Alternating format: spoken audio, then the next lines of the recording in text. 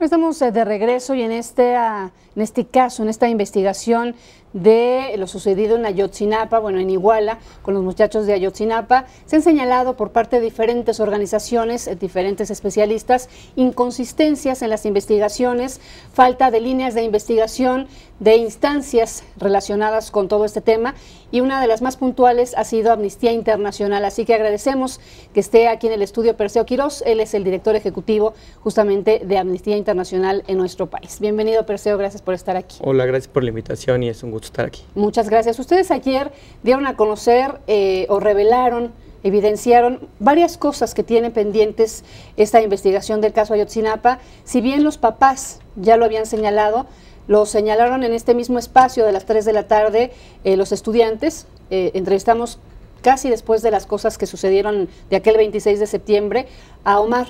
Omar, que él señalaba al ejército de haberlos no solamente ignorado en esa llamada de auxilio, sino también de haber participado en los hechos e incluso después haberlos maltratado y sacado de hospitales, etcétera. Nos denunció varias cosas. Ustedes han estado muy de cerca en este caso, Perseo. ¿Qué es lo que han visto en la investigación? En una segunda etapa hablamos de Ayotzinapa. Sí, mira, lo que hemos visto en las investigaciones es que se han enfocado únicamente en la teoría de que los estudiantes fueron calcinados en el basurero de Cocula, y a partir de las pruebas que lamentablemente coincidieron con los restos de uno de los estudiantes, pues de ahí se construye toda una teoría del caso que para nosotros tiene serias falencias, porque primero las pruebas científicas que apoyan esto son pocas, ¿no? Solamente es una coincidencia de una persona, y por otra parte las pruebas que apoyan esto son pruebas testimoniales que por otra parte hemos visto durante muchos años construir teorías del caso en casos similares en donde se basan en testigos, y después los casos se vienen abajo justamente porque no hubo un debido proceso, porque no hubo una debida averiguación, porque no hubo una debida integración del caso. Incluso se están denunciando 3 casos de tortura de aquellas personas detenidas, en este caso Ayotzinapa. 3 dicen que los torturaron para declarar lo que declararon. Eso es lo que se ha repetido en nuestro país. Casos de tortura para que se declare y se resuelvan otro tipo de acontecimientos que no podríamos descartar que esté sucediendo justamente en esta investigación, para dar una claridad que exige el país, no solamente ustedes, no solamente los papás afectados, sino el país está exigiendo claridad en esto. Sí, exacto. Nosotros tenemos conocimiento de personas que han sido arrestadas a raíz de este caso y que afirman haber recibido tortura. Evidentemente es un hecho que vamos a investigar más a fondo, que vamos a averiguar, que vamos a indagar, pero como tú bien dices, nosotros recientemente presentamos en septiembre de este año un informe que nos muestra cómo la tortura es una práctica cotidiana en México y es una práctica persistente y recurrente, y pues en este marco es que pues una alegación de tortura nos parece seria y nos parece que debe ser investigada y deslindada en caso de que así lo sea. Este es uno de los puntos de esas graves deficiencias que señala Amnistía Internacional, el asunto de los testimoniales como única prueba de la versión o de la línea de investigación que ha seguido la propia Procuraduría General de la República. Hay otra línea de investigación que exigieron los papás, que ha sido motivo de muchas marchas e incluso enfrentamientos del movimiento guerrerense, etcétera, afuera de los cuarteles. Y es ese señalamiento directo contra el ejército. ¿Qué te dicen los papás? ¿De dónde viene esta hipótesis? Obviamente, te digo, la tuvimos con Omar aquí en este espacio, pero ¿qué otros testimonios tienen ustedes? ¿Por qué vinculan hacia el ejército? Mira, además de las investigaciones periodísticas que ha habido al respecto de ese tema, pues nosotros el pasado martes estuvimos en Ayotzinapa con los padres de familia y escuchamos varios testimonios en donde nos indicaban que hay algunos elementos que pudieran hacer pensar que el ejército o algunos elementos del ejército pudieron haber estado involucrados, ya sea por acción o por omisión, en este tema, ¿no? Como tú bien lo dices, Omar concretamente es quien nos brinda también algunos testimonios respecto a la participación de los militares, negándoles el apoyo cuando algunos de estos estudiantes estaban heridos. Justamente esto que tú mencionas de los hospitales, ¿no? de recibir maltrato posterior por parte de agentes del ejército, y justamente nos parece que en un caso de esta magnitud es importante que se deslinden y que se indaguen todas las posibles líneas de investigación. Que además de esos señalamientos que hace Omar al ejército mexicano, hay una exigencia de que se abran los cuarteles, se habla de crematorios dentro de los propios. ¿Esto de dónde sale, Perseo?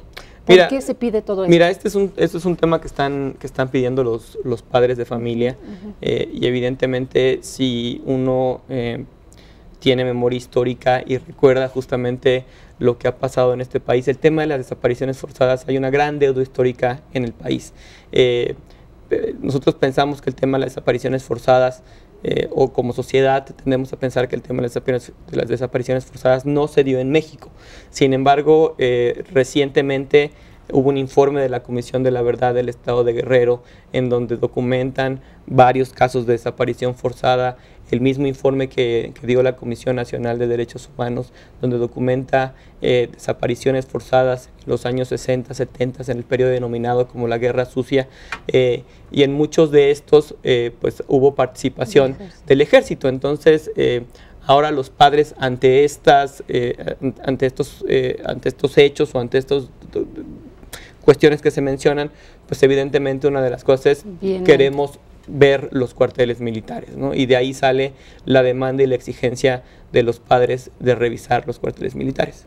Me hablas tú de esta visita a Ayotzinapa directamente a la Normal. La vida de la Normal está afectada, la vida de la Normal ya no existe, digamos. Todas las normales de Guerrero están detenidas a raíz de todos estos hechos. ¿Tú qué viste, Amnistía Internacional, qué retrató de esa realidad? Mira, lo primero que te podré decir es que evidentemente la vida de la Normal está parada, ¿no? En el sentido de que los estudiantes no están teniendo clases, sino están en un proceso de lucha, en un proceso de reivindicación de las demandas de los padres de familia.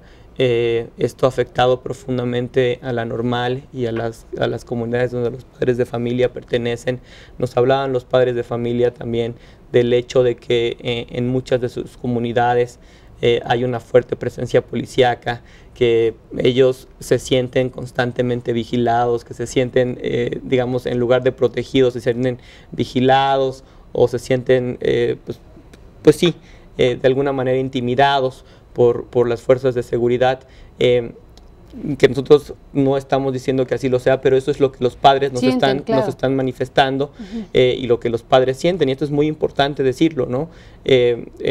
Y bueno, por otra parte podemos ver pues a unos padres de familia sumamente frustrados, sumamente agotados, sumamente escépticos, pues porque no se les han podido brindar respuestas exhaustivas. Hay un punto que quiero comentar contigo antes de que tengamos que terminar esta entrevista, es una pregunta más. El asunto de este muchachito, que lamentablemente es el único que ya se ha identificado entre los restos, Ezequiel Mora. Su familia está exigiendo y dio un plazo de 5 días al gobierno para que se les entreguen los restos. Los restos, según lo que ha dicho la autoridad, el laboratorio propio de Innsbruck, ya no existen, porque en ese proceso para identificarlos desaparecieron los ácidos, los niveles de temperatura, etcétera, desaparecieron. Es evidente que no se van a entregar. ¿Qué va a pasar, Perseo?